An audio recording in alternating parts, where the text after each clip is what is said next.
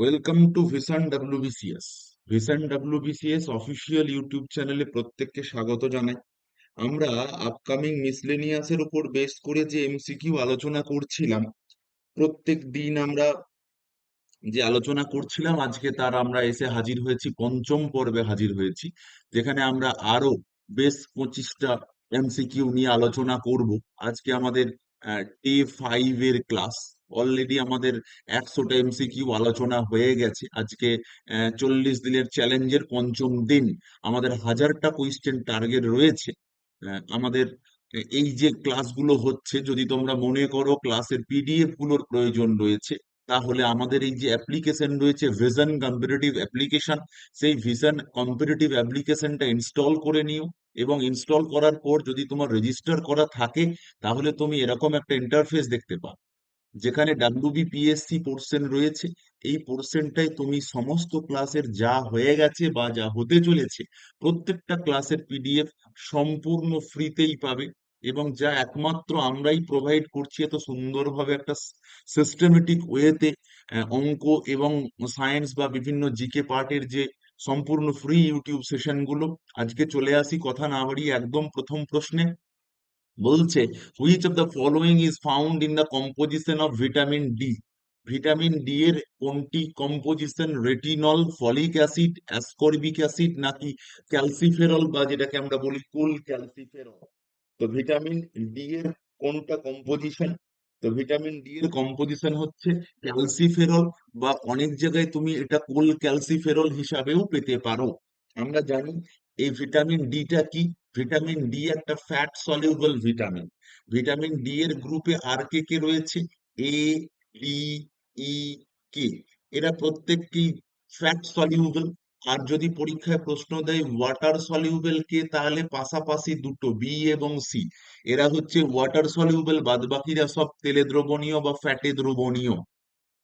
Next কোয়েশ্চেনে চলে এসো, 102 নম্বর কোশ্চেনে।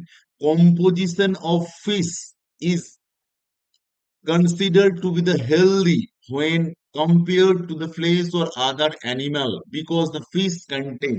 ফিশকে আমরা অন্যান্য জায়গা থেকে কেন হেলদি বলছি? অন্যান্য খাবার যে উপাদান আমরা প্রোটিনের জন্য খেয়ে থাকি, তো বলছে কি, poly unsaturated fatty acid present, saturated fatty acid present, নাকি এসেনশিয়াল ভিটামিন প্রেজেন্ট, নাকি more carbohydrate and protein present?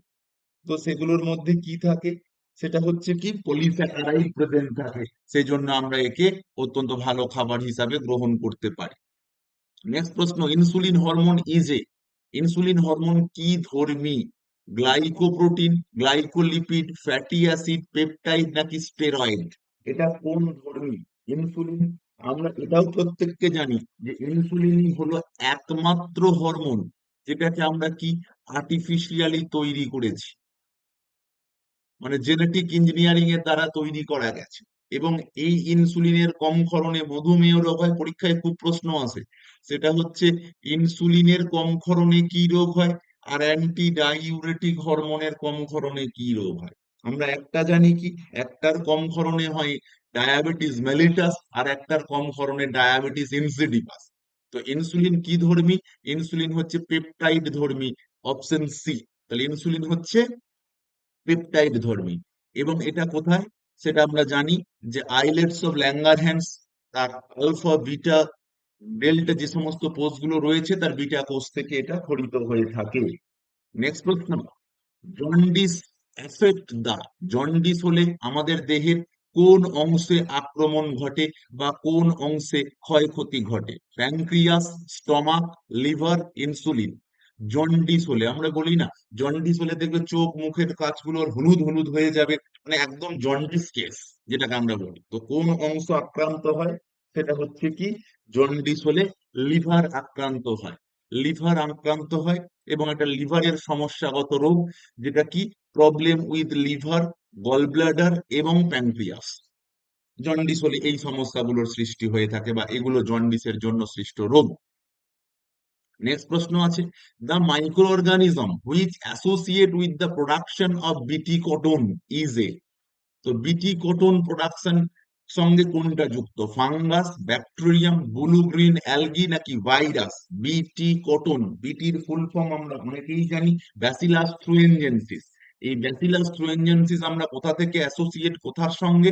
সেটা হচ্ছে it associate with bacterium. It associate with bacterium. কারণ কি? ব্যাসিলাস থ্রুইনজেনসিস নামক একটা ব্যাকটেরিয়া রয়েছে, যে ব্যাসিলাস থ্রুইনজেনসিস ব্যাকটা থেকে এই বিটি কটন তৈরি করা হয়।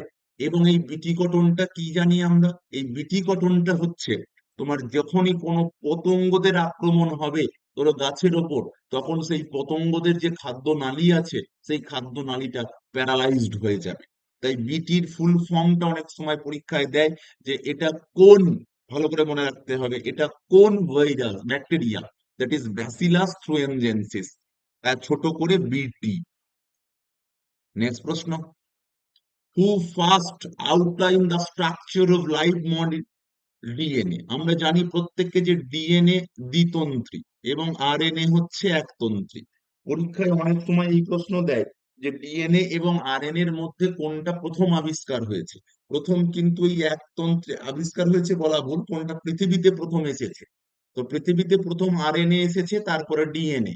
সমস্ত যে সমস্ত হায়ার মানে প্ল্যান্ট বা অ্যানিমাল যা কিছু আছে তাদের যে জেনেটিক বা বংশগতির একক বা life molecule, that is DNA. আর আরএনএ কিছু ভাইরাসের ক্ষেত্রে খুব গুরুত্বপূর্ণ, বাদ বাকি সমস্ত ক্ষেত্রে ডিএনএ উপস্থিত থাকে। এই যে ডিএনএ এর গঠন, এটা কে দিয়েছেন? সায়েন্টিস্ট ওয়াটসন এবং ক্রিক। এবং তাদের দেওয়া যে ডিএনএ মডেল, সেটাকে আমরা কি বলি? সেটা হচ্ছে ডবল হেলিক্স মডেল, দ্বিতন্ত্রী। এই যে ডিএনএ স্ট্রাকচার, দ্বিতন্ত্রী ডিএনএ স্ট্রাকচার এবং একতন্ত্রী স্ট্রাকচার রয়েছে, এদের মধ্যে নাইট্রোজেন বেস গত ভাবেও প্রশ্ন আসে, যে নাইট্রোজেন বেস ডিএনএ তে কি কি থাকে? Adenine, guanine, cytosine, thymine. আর এক্ষেত্রে অ্যাডেনিন, গুয়ানিন, সাইটোসিন, ইউরাসিল। এই ইউরাসিলটা শুধুমাত্র আরএনএ তেই থাকে, আর এখানে থায়ামিনটা শুধুমাত্র ডিএনএ তেই থাকে। যদি পরীক্ষায় প্রশ্ন দেয় ডিএনএ স্পেসিফিক কোনটা, তাহলে থায়ামিন। আরএনএ স্পেসিফিক কোনটা? ইউরাসিল। আবার ঘুরিয়েও প্রশ্ন আসতে পারে যে নিচের মধ্যে কোনটা ডিএনএ তে থাকে বা কোনটা আরএনএ তে থাকে, এ ধরনের প্রশ্ন কিন্তু দিতে পারে। চলে আসি নেক্সট কোশ্চেনে, headquarter of World Health Organization, যেটাকে আমরা ছোট করে কি বলি? ডব্লিউএইচও। এর হেডকোয়ার্টার কোথায়? এর হেডকোয়ার্টার কোথায়? Geneva, Paris, new York, Berlin? কোথায়? সেটা হচ্ছে হেডকোয়ার্টার হচ্ছে জেনেভা। এই জেনেভা শহর কোথায়? জেনেভা শহর হচ্ছে সুইজারল্যান্ডের জেনেভা শহরে অবস্থিত। প্রতিষ্ঠিত হয়েছিল 7ই এপ্রিল 1948। এই কোভিড এর সময় আমরা কিন্তু এই হু বা হু এর স্টেটমেন্ট এগুলো কিন্তু খুবই প্রায়শই আমরা দেখতে পাচ্ছিলাম এই বিষয়গুলো। প্রশ্ন নম্বর 9, নেক্সট বলছে thick paste of cement, sand and stone chips, কার কার মিশ্রণ? সিমেন্ট, স্যান্ড এবং স্টোন চিপস। কি বলবো? মোটর, কংক্রিট, সিমেন্ট কনসেন্ট্রেশন নাকি মনোলিথিক? সিমেন্ট, স্যান্ড এবং চিপস, এগুলোকে আমরা কিসের মিশ্রণ বলতে পারি? এটা হচ্ছে একটা কংক্রিট। কারণ কি? আমরা জানি সিমেন্টের সঙ্গে যখন বালি মেশানো হয় তখন তাকে মর্টার বা মশলা বলা হয়। আর এটা হচ্ছে কংক্রিট, কারণ সেখানে স্টোন চিপস প্রেজেন্ট। তাহলে মর্টারের ক্ষেত্রে কি থাকবে? সিমেন্ট এবং স্যান্ড প্রেজেন্ট থাকবে। আর কংক্রিটের ক্ষেত্রে cement, sand and stone chips, এই তিনটেই প্রেজেন্ট থাকবে। ঠিক আছে। আর কি বলছে? The presence of stone chips differ from the mortar. তার মানে মর্টার যদি আমরা যেটাকে মশলা বলি, সেটা হচ্ছে সিমেন্ট প্লাস স্যান্ড। আর কংক্রিটের ক্ষেত্রে কি হবে? সিমেন্ট, স্যান্ড এবং স্টোন চিপস। তাহলে স্টোন চিপস এর প্রেজেন্সের উপর বেস করেই এই দুটোর নাম আলাদা হয়ে যাচ্ছে। Next question, gaseous fuel having highest calorific value. এই ক্যালোরিফিক ভ্যালু জিনিসটা কি? ক্যালোরিফিক ভ্যালু মানে হচ্ছে কার কতটা তাপন মূল্য, মানে 1 গ্রাম পরিমাণ সেটা থেকে আমরা কতটা পরিমাণে তাপ শক্তি পাই। সব থেকে বেশি তাপন মূল্য কার? নিচে যেগুলো দেওয়া রয়েছে তার মধ্যে সব থেকে বেশি তাপন মূল্য হচ্ছে কার? সেটা হচ্ছে producer gas, water gas, natural gas নাকি এলপিজি? এদের মধ্যে বলো, তোমরা চেষ্টা করো। সব থেকে বেশি ক্যালোরিফিক ভ্যালু হচ্ছে এলপিজি। যে এলপিজির ক্যালোরিফিক ভ্যালু কত?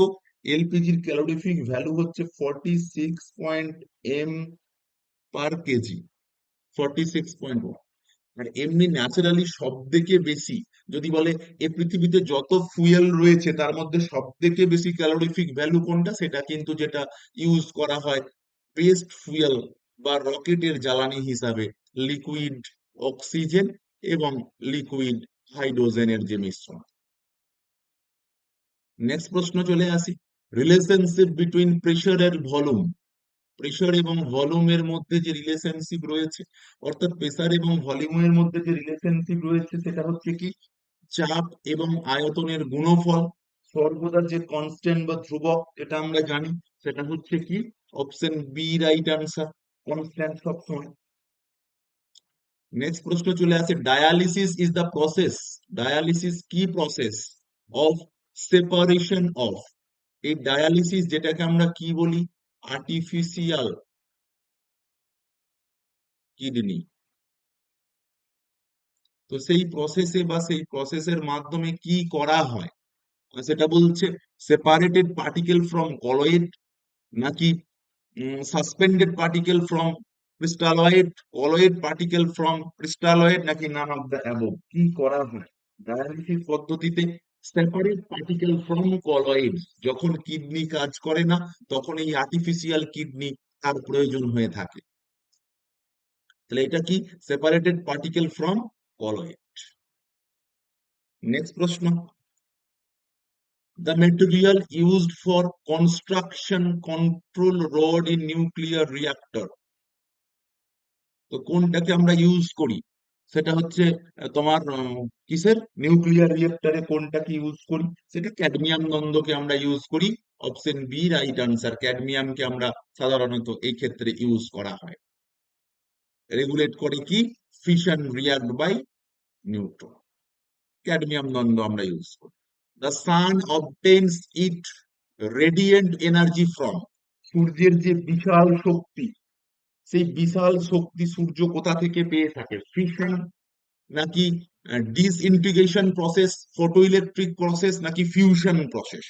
সূর্যের যে বিশাল শক্তি উৎস, সেই বিশাল শক্তির উৎস হচ্ছে নিউক্লিয় সংযোজন বিক্রিয়া। আমাদের কিন্তু অনেক সময় ঘুলিয়ে যায় যে নিউক্লিয় সংযোজন নাকি বিয়োজন, বিভাজন। তো নিউক্লিয় সংযোজন মানে দেখো হাইড্রোজেন দ্বারাই হয়। এই সূর্যের মধ্যে প্রচন্ড হাইড্রোজেন রয়েছে, সেই হাইড্রোজেনরা যুক্ত হয়ে বা তাদের রিয়াকশনের ফলে যে প্রচন্ড পরিমাণে শক্তি উৎপন্ন হয়, সেটাই হচ্ছে সূর্যের সমস্ত শক্তির উৎস। আর একটা জানি নিউক্লিয় বিভাজন, যেখানে কোনো ভারী মৌলের পরমাণু নিউক্লিয়াস দুভাগে বিভক্ত হয়, সেটাকে আমরা বলি নিউক্লিয় বিভাজন বিক্রিয়া। সেটা কিন্তু এই অপশন এটা যেন ভুলিয়ে না যায়, সংযোজন আর বিভাজন। ঠিক আছে, তাহলে এটা কি যে ফিউশন প্রসেস, যেখানে কতগুলো হাইড্রোজেন অণু একত্রিত হয়ে বিশাল শক্তি এবং হিলিয়াম উৎপন্ন করে।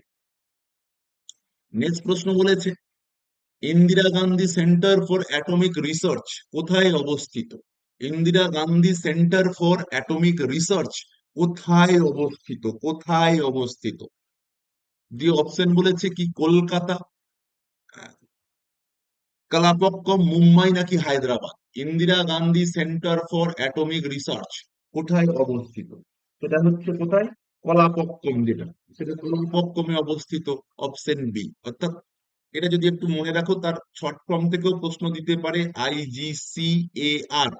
It is the second largest establishment of the department of atomic energy next to the ভাবা অ্যাটমিক রিসার্চ সেন্টারের পরই এটা হচ্ছে ভারতবর্ষের second largest establishment of atomic এনার্জির যে বিষয়। The device used to bank automatically read the special number on the bottom of the check। চেকের নিচেই যে স্পেশাল নাম্বার গুলো থাকে, সেটা কিসের দ্বারা হয়? সেটা হচ্ছে MICR। MICR যেটাকে আমরা বলে থাকি, MICR কি? The part of the process is reading the identify information of the cheque. The MICR line machinizing that process, a scanner or a reader sorter computerized machine. It used to process the information magnetic printed on the check. চেকে যে magnetic printed থাকে সেটাকে সে identify করতে সাহায্য করে। MICR।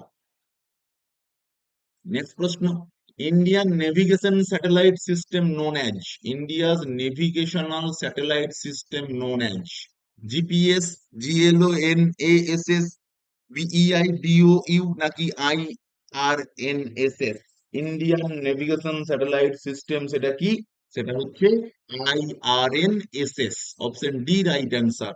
এটা অনেক সময় প্রশ্নটা আসে, যেটা কি, একটা হচ্ছে ডেভেলপ নেভিগেশন স্যাটেলাইট সিস্টেম, যেটা ভারতবর্ষের, এর ফুল ফর্ম থেকে প্রশ্ন আসে Indian regional navigation satellite system. এইটার অনেক সময় কি থেকে প্রশ্ন আসে, দ্যাট ইজ ফুল ফর্ম থেকেও প্রশ্ন আসে, যেটা হচ্ছে ইন্ডিয়ান কি রিজিওনাল নেভিগেশন স্যাটেলাইট সিস্টেম বা IRNSS। নেক্সট প্রশ্ন, পিএসএলভি PSLV-3 C-15 কবে লঞ্চ হয়েছে? PSLV-15 কবে লঞ্চ হয়েছে? ভারতবর্ষ কবে লঞ্চ করেছে? জানুয়ারি 30, 2011, জুন 5, 2011, জুলাই 12, 2010, মে 10, 2010। PSLV-15 কবে লঞ্চ হয়েছে? এটা লঞ্চ হয়েছে 12ই জুলাই 2010।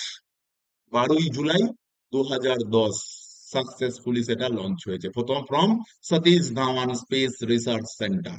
এটাও প্রশ্ন আসতে পারে, এটা কোথা থেকে লঞ্চ হয়েছে? PSLV-15 launch from Satish Dhawan space research centre. Next প্রশ্ন, a computer can not boot if it does not have the, কখন কম্পিউটারে বুটিংটা হবে না? কম্পাইলার না থাকলে, লোডার না থাকলে, অপারেটিং সিস্টেম না থাকলে, নাকি অ্যাসেম্বলার না থাকলে? দেখো, কাকে তুমি বুট করছো আর কম্পিউটার কি বুট করছো, তাহলে কম্পিউটার বুটিং এর জন্য কি দরকার? অবশ্যই অবশ্যই একটা ওএস দরকার, মিনস অপারেটিং সিস্টেম দরকার। অপারেটিং সিস্টেমটাই সব থেকে বেশি গুরুত্বপূর্ণ। এন্ড অপারেটিং সিস্টেম আর OS software installed on computer hard disk কিসের জন্য? ফর বুটিং, বুটিং এর জন্য প্রয়োজন। নেক্সট প্রশ্ন, PARAM was developed by, PARAM কে ডেভেলপ করেছে? IIT Kanpur, CDSE, IIT Kharagpur, নাকি এদের মধ্যে কেউই না? পেরম কে করেছে? সেটা হচ্ছে CDSE। Option B right answer. কে করেছে launch? Indian first super computer PARAM 8000, developed in 1991। ঠিক আছে, সেটা কি করেছে? Develop of advance computing centre for development of advance computing, CDSE যেটাকে আমরা বলে থাকি। কত সালে? 1991 সালে। নেক্সট প্রশ্ন, carbon microphone, A carbon microphone is best used in, কোথায় সব থেকে ভালো ব্যবহার হয়? সেটা হচ্ছে ডায়নামো টেলিফোন ট্রান্সফরমার, নাকি নান অফ দ্য অ্যাবভ? কোথায় এটা ব্যবহার হয়? ডায়ানামো টেলিফোন ট্রান্সফরমার, নাকি none of the above? Carbon microphone যেটা কোথায় ব্যবহার করা হয়? অপশন ডি বি, টেলিফোনে ইউজ করা হয়। এটা কি? On the phone a carbon microphone is used কি? A transductor electronic device that convert sound into electrical signal, সাউন্ডকে ইলেকট্রিক সিগন্যালে পরিণত করতে সেটা সাহায্য করছে। নেক্সট প্রশ্ন, hydrolytic press is based on, কোন সূত্রের উপর বেস করে এই হাইড্রোলাইটিক প্রেসকে বা চাপ যেটা আমরা বলি, সেটা হচ্ছে আর্কিমিডিসের সূত্র, পাস্কেলের সূত্র, রেমন্ডসের সূত্র, নাকি বার্নৌলির সূত্র? সেটা কি? হাইড্রোলিক প্রেসার তৈরি করা হয়েছে কার সূত্র মেনে?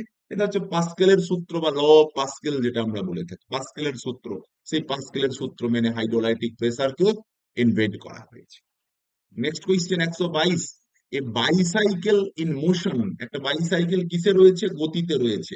ডাজ নট ফল, পড়ে যাচ্ছে না, because one of the following is conserve, এদের মধ্যে কোনটা স্থির আছে, যাতে করে বাইসাইকেল উল্টে যাচ্ছে না? Linear motion, angular motion, kinetic energy, নাকি সবগুলো? কোনটা স্থির আছে, সেই জন্য বাইসাইকেলটা উল্টে যাচ্ছে না? That is angular motion, momentum, কৌণিক ভরবেগ, যেন ভুলিয়ে না যায় এটা। অ্যাঙ্গুলার মোমেন্টাম, অ্যাঙ্গুলার মোমেন্টাম কি? It is defined as the momentum of rotating body or angular movement of rigid body is produced from the movement of inertia. Next প্রশ্ন, Pascal কিসের unit? Air pressure, density, viscosity, distance. Pascal কিসের unit? এটা কিন্তু Pascal, বার, এগুলো থেকে খুব প্রশ্ন আসে। এটা হচ্ছে, দেখো শুধু প্রেসার থাকলে কিন্তু প্রেসারও আমরা উত্তর করতাম, এখানে শুধু প্রেসারের পরিবর্তে আছে এয়ার প্রেসার, আমরা এয়ার প্রেসার অ্যান্সার করব। অনেক সময় বারটা থেকেও প্রশ্ন আসে এটা কিসে রাখো, পাস্কাল কিসে রাখো, খুব প্রশ্ন আসে কিন্তু এগুলো। তো পাস্কাল কিসে রাখো বেরিয়ে গেল। Next, a refrigerator is, refrigerator কি? A heat engine, a air cooler, a electric motor, a heat engine working in reserve order. Refrigerator কি? হিট ইঞ্জিন নাকি কি? A heat engine working in reserve order, option D. কারণ কি জানি, এই যে আমাদের তোমার কুল রেফ্রিজারেটর ইউজ করে কি, এটা এটা কি করে, working on the reserve direction. Next last question, sound travel faster in, শব্দ কোন মাধ্যমে বিস্তার লাভ করে সব থেকে বেশি? Air, water, vacuum, steel. Air, water, vacuum, স্টিলে যদি বলা হয়, দেখো শব্দ একমাত্র বিস্তার লাভ করে না কোন মাধ্যমে, সেটা হচ্ছে শব্দের শূন্য মাধ্যমে কিন্তু কোনো বিস্তার লাভ করে না। সব থেকে ভালো যায় কোথায়? সলিড।